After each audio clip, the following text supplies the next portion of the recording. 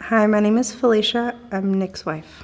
We met, and then about a week later, he left for his 1-month training, which was his pre-deployment training, and he was going to Louisiana. And then he left for deployment 3 months later.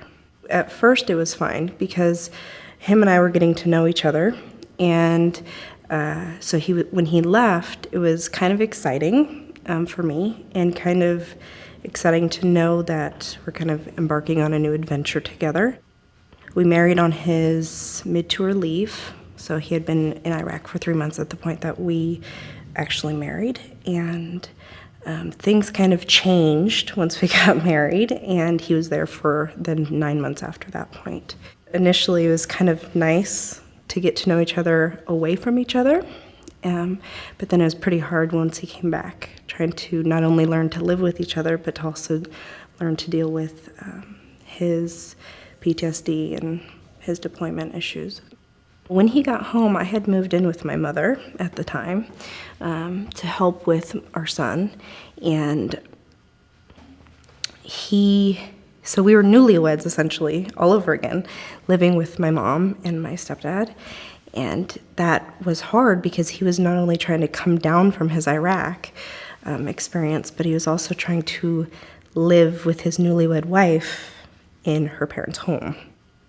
Nick had a lot of dark days. He would just stare into the TV and not pay attention to anything around him, and a lot of really quick anger, a lot of quick emotions. So we would have a normal conversation, and all of a sudden, a normal conversation has turned into screaming and yelling, and I want a divorce. I had a counselor at the time who was a wife of a soldier as well, also a mother of a soldier.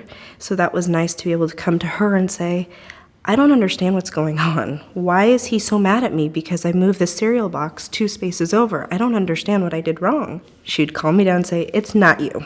And so that was the biggest thing, is understanding that his anger, his rage, his depression, his lack of talkingness, and his moodiness had nothing to do with me. I was very open and honest and wanted the help because I wanted our marriage to work.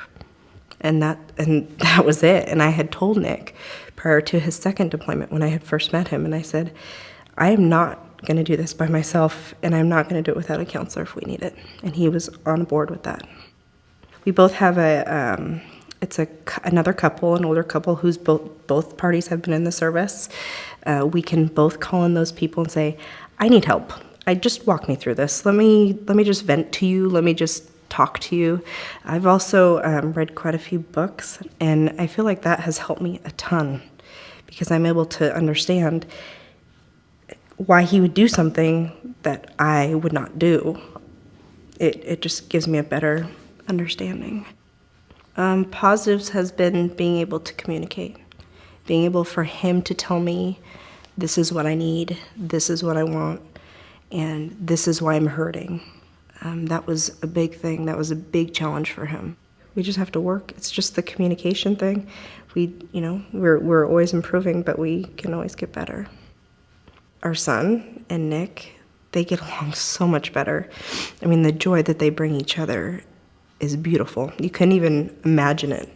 The way that my son looks up to him, knowing that he's not only a soldier, but also a great dad, you can't even touch it. My strength comes from wanting a happy family and wanting to be a happy person. And it takes a lot of strength. It takes a lot of strength to look somebody in the eye that you love and say, you do this or I'm gone. I think even for our soldiers, we have to be stronger than them sometimes.